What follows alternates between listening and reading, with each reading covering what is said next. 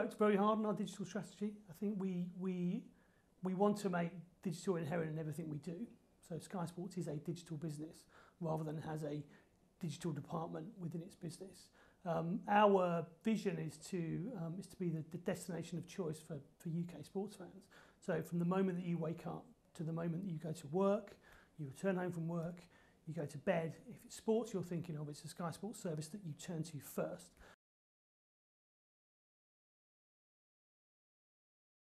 What we've tried to do is create a consistent Sky Sports experience that works across all of our platforms.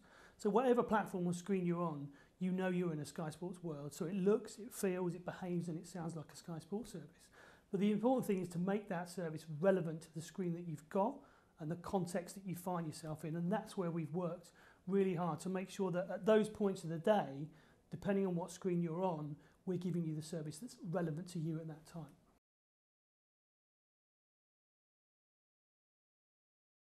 At the moment, we don't have a presence on smart TV. We've chosen not to take a presence on smart TV until that scales. Our multi-screen service, if you like, our Sky Go service, is a pure live stream of the channel. So whether you've got a mobile device, a tablet device, a PC, you're connected through a games console, or a laptop, it's the channel that you're seeing in the best quality that we can deliver at that point. What we also do then is enhance those services where relevant. So if you've got a red button, you go behind the red button, we give you more choice. If you've got a tablet device, it's almost like a virtual program. So Monday Night Football is on the main screen, you open up your tablet device and what you've got is almost a match day program that's coming alive as the event is taking place. And whether that's through stats or social creation or opinion or different video angles depending on the event, that's what we try to give you. Champions League is a great example. If you open the application during the Champions League, you can choose to stream one of 8 games. So if the main game is Barcelona, Man United, but you really want to watch Basel, Villarreal, you're able to do that. But what we also offer in our main broadcast is what we call Sky Sports 360. So it opens up the broadcast stream to the user. They can be the director. So they can choose from up to 30 different camera angles. They've got stats, we're cutting clips in real time. And what that also allows us to do is start to manage that retrospectively. So when we bring our post-match analysis, we can refer back to the action that we've just shown. And I think that's an important development for us. It's giving the user the tools that someone like Gary Neville has on screen, off screen, allowing you to play with those in your own time. And if you get that right, what you've got is a 2-3 hour match window that you can make a 6 hour match window or an 8 hour match window or a day match window and allow people to continue that conversation until the game comes around again. And that's our objective.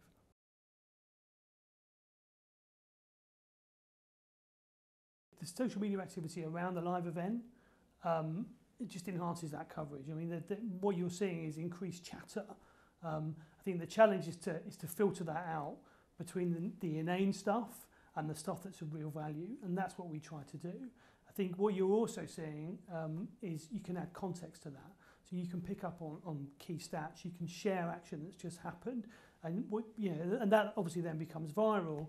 People then respond to that, they come back, and suddenly you're having a separate conversation with a kind of digital audience as well as your main TV audience. I think that is what we've tried to embrace. I mean, something like Formula One, for example, we at the moment we run a curated social service, so we go out there and we actively, and it's subjective. It's up to our journalist or our producer to go and select the social activity that he thinks is relevant to that race.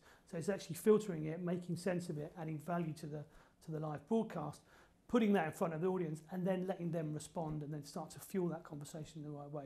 So you can sit there and you can have a conversation about Goodyear's tyres, for example, with a much wider audience than what is a one-to-one conversation between a commentator and you, which is what the main broadcast gives you.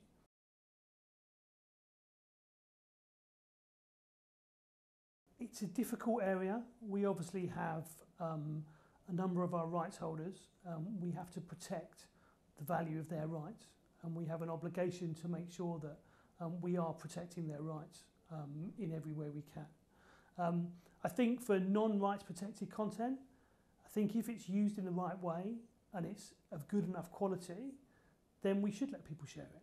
and I think we do let people do that. But I think it's a balancing act between the obligations that we have to our rights holders, the quality thresholds that we expect from ourselves and our production, against the wider distribution opportunities that these kind of networks allow us. And I think that again is a balance that we have to work through.